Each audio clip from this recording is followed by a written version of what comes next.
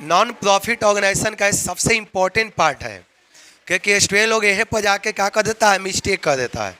Consumable store, देखिए material consume, trust में बहुत सारा मटेरियल आता है, जैसे दाल चावल खाने पीने के सामान, कपड़ा लाता, ये सब मटेरियल का ही पार्ट है। तो देखा जाता है आपको क्वेश्चन में दिया रहेगा opening stock, closing stock, material purchase, ये तो सिंपल सा रहेगा, तब तो फट से निकल जाता है। ओपनिंग को जोड़ देंगे, परचेज को जोड़ देंगे, क्लोजिंग को घटा देंगे, बच गया वो हो गया मटेरियल कंज्यूम। ये तो सिंपल होता है। लेकिन कभी कभी दिक्कत कहाँ पर आ जाता है, जब क्वेश्चन में परचेजे नहीं देता है, ओपनिंग स्टॉक दे दिया, क्लोजिंग स्टॉक दे दिया, आप परचेजे गैप कर दिया, तो मटेरियल कंज्यूम कैसे निकालेंगे, समस्या यहाँ पर आके हो जाता है। समझ आ गया? तो कैसे निकलता है हम अभी बताएंगे, दोनों तरीका बताएंगे हम एक एक करके। देखिए मटेरियल कंज्यूम मतलब सिंपल होता है कि raw material finish goods consume करना, किसके द्वारा, by the member of trust के द्वारा। जितना भी ट्रस्ट का मेंबर है, जैसे 50 गो मेंबर है, तो खाना पीना तो उसको चाहिए। समझ में आ गया? क्रिकेट यदि खेलना है तो उससे रिलेटेड भी इक्विपमेंट, वो भी एक तरह से मटेरियल का ही पार्ट होता है। तब मटेरियल इन्होंने कितने से उपयोग किया, ये तो आप लोग के कॉपी में लिखवा दिए। जितना भी मटेरियल कंज्यूम है, ये सब के सब कहाँ पर डेबिट होता है, प्रॉफिट एंड लॉस अकाउंट में। सबको समझ में आ गया? ये प्रॉफिट एंड लॉस नहीं, क्या लिखवा है, इनकम एंड एक्सपेंडिचर अकाउंट में। जितना भी मटेरियल कंज्यूम है, it is debited in income and expenditure account. आगे सुनना इधर बा नहीं, जितना भी मटेरियल कंज्यूम है सबको कहाँ पर डेबिट करेंगे, इनकम एंड एक्सपेंडिचर अकाउंट में। अब सुनते हैं ना, ये 100% कहाँ पर डेबिट होगा, इट इज डेबिटेड इन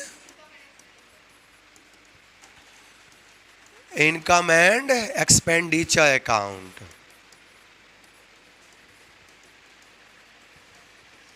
आगे सुना करो, कभी कभी तो ये डायरेक्ट दिया रहे तब तक कुछ सोचना ही नहीं है। जब क्वेश्चन में आपको डायरेक्ट दिया रहे तो इसके बारे में कुछ भी नहीं सोचना है। लेकिन डायरेक्ट नहीं दिया रहे तो ध्यान से सुना करो इधर, इसका मेनली कितना सिचुएशंस होता है। स्टूडेंट सभी जगह ध्यान सुना, प्रॉब्लम स्टूडेंट लोग का एक ही जगह पर हो जाता है, सभी जगह बना लेता है जनरल क्वेश्चन, है कोई फंस जाता है यहीं पर आकर मटेरियल पर। ध्यान सुनना, इसका मेनली 3 वो सिचुएशन हो सकता है मटेरियल का। कितना सिचुएशन, 3 सिचुएशन, ध्यान से देख लेना। मेनली जब directly material consume given, material consume directly given, जब मटेरियल कंज्यूम आपको क्या दिया रहे,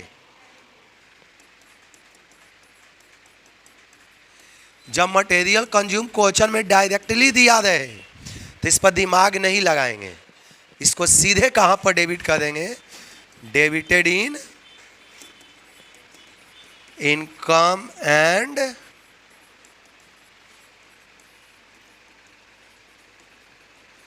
जब मटेरियल कंज्यूम डायरेक्ट क्वेश्चन में जाए तो दिमाग नहीं लगाएंगे, सीधे ले जाके कहां पर डेबिट कर देंगे, इनकम एंड एक्सपेंडिचर अकाउंट में। ये पहला पॉइंट आप लोग को क्लियर समझ में आ गया, क्या करेंगे। दूसरा पॉइंट ध्यान से देखना, सिचुएशन नंबर 1 है। नेक्स्ट पॉइंट देखिए, situation 2, when opening stock comma closing stock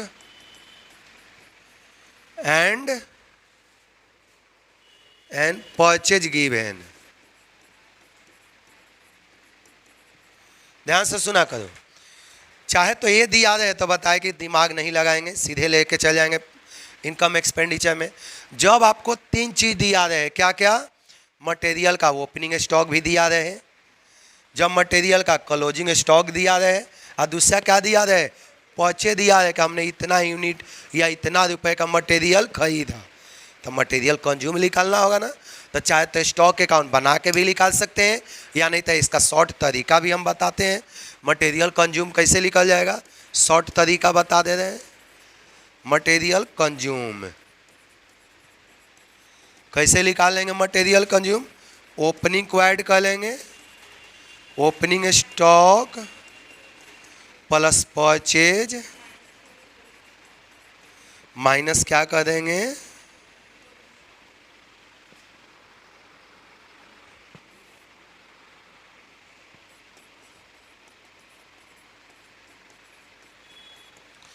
इसको आप स्टॉक अकाउंट भी बना के बना सकते हैं। इसको क्या बना सकते हैं, स्टॉक अकाउंट भी बनाकर कंज्यूम निकाल सकते हैं। यानी तो रफ का एक और तरीका बता दिए। मान लेते हैं कि ओपनिंग दिया रहेगा 5,000, बोलेगा कि परचेज किए कितने से 20,000, जिसमें से बच गया कितने से, तो मटेरियल कंज्यूम नहीं आ जाएगा। 5 + 20 25, 25 - 4 21 हो गया कंज्यूम। समझ में आ गया। ये तो 2 सिचुएशन हो गया। अब तीसरा सिचुएशन क्या होता है, इसमें से कोई ना कोई एक के रहता है। चाहे तो ये सिचुएशन रहेगा, चाहे तो ये रहेगा, चाहे ये। एक और लास्ट सिचुएशन होता है, और लास्टे वाले में हर कोई फंस जाता है। ये तो चलो दिमाग में रहता है कि चलो सब बताए थे वैसे ऐसे करेंगे, लेकिन फंसता कहाँ पर है, लास्ट वाले में। लास्ट वाले में कहाँ पर फंसता है, ये देखिएगा। जब क्वेश्चन में क्या दिया रहे, व्हेन ओपनिंग स्टॉक, जब ओपनिंग स्टॉक दिया रहे, क्लोजिंग स्टॉक दिया रहे, गिवन बट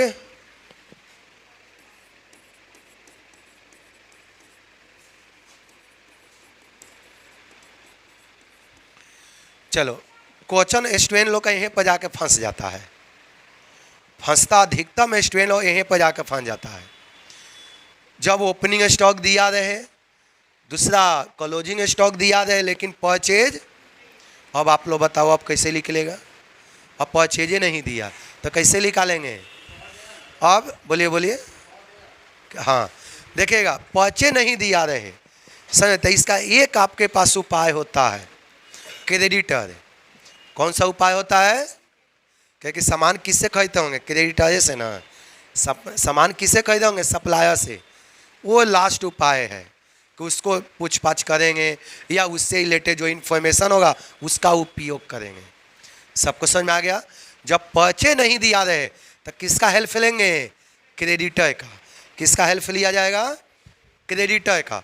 और क्रेडिटर में देखो क्या क्या दिया रहेगा, opening creditor, amount paid to creditor, closing creditor. 3 चीज़ दिया रहेगा क्वेश्चन में। क्या दिया रहेगा, opening creditor, closing creditor, amount paid to creditor. तो परचेज निकालने का एक इस तरह का तरीका भी होता है, या नहीं तो क्रेडिटर अकाउंट भी बना के निकाल सकते हैं। आपका मन का है, जैसे अच्छा हो वैसे निकाल सकते हैं। समझ में आ गया। तो देखिए, जब आपको परचेज नहीं दिया रहे तो सबसे पहले क्या करेंगे, सबसे पहले क्या करेंगे, फर्स्ट ऑफ ऑल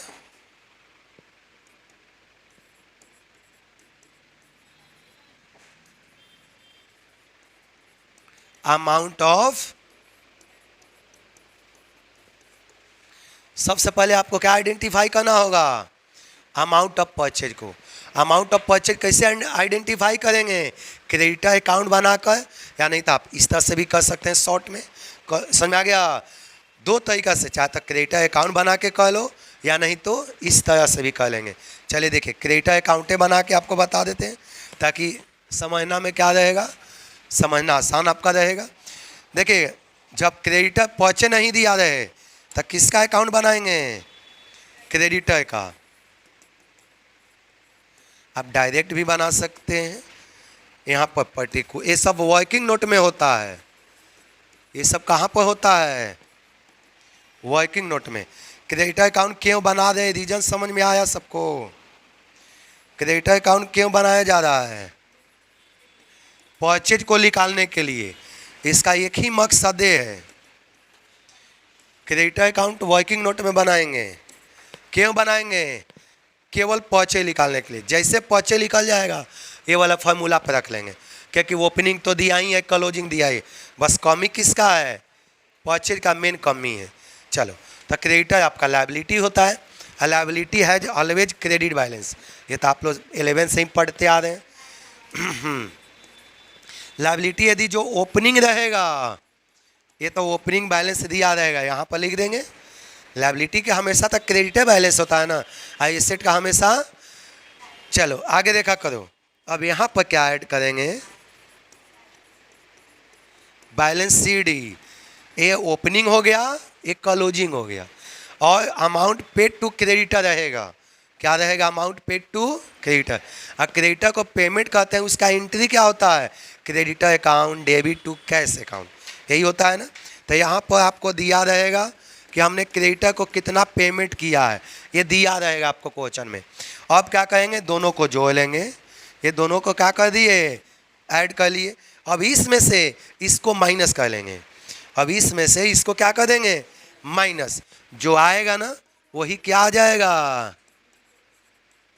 ये यही आ गया, देखो परचेज, ये बैलेंसिंग फिगर है। ये कौन सा फिगर है, बैलेंसिंग फिगर। यही आपको देखो क्या आ गया। अब जैसे परचेज आ गया तो ये वाला पर रख के निकाल सकते हैं मटेरियल कंज्यूम। सबको समझ आ गया। क्वेश्चन में जब परचेज नहीं दिया रहे तो सबसे पहले क्या आइडेंटिफाई करेंगे, आप परचेज कैसे निकालेंगे, क्रेडिटर अकाउंट को बनाकर। और जैसे परचेज निकल गया तब पहले अब आराम से कर लेंगे, ओपनिंग जोड़ लेंगे, परचेज जोड़ लेंगे, माइनस क्या कर देंगे, मटेरियल कंज्यूम हो गया। ये तीनों सिचुएशन आप लोग को समझ में आ गया, कोई डाउट नहीं ना है। चलो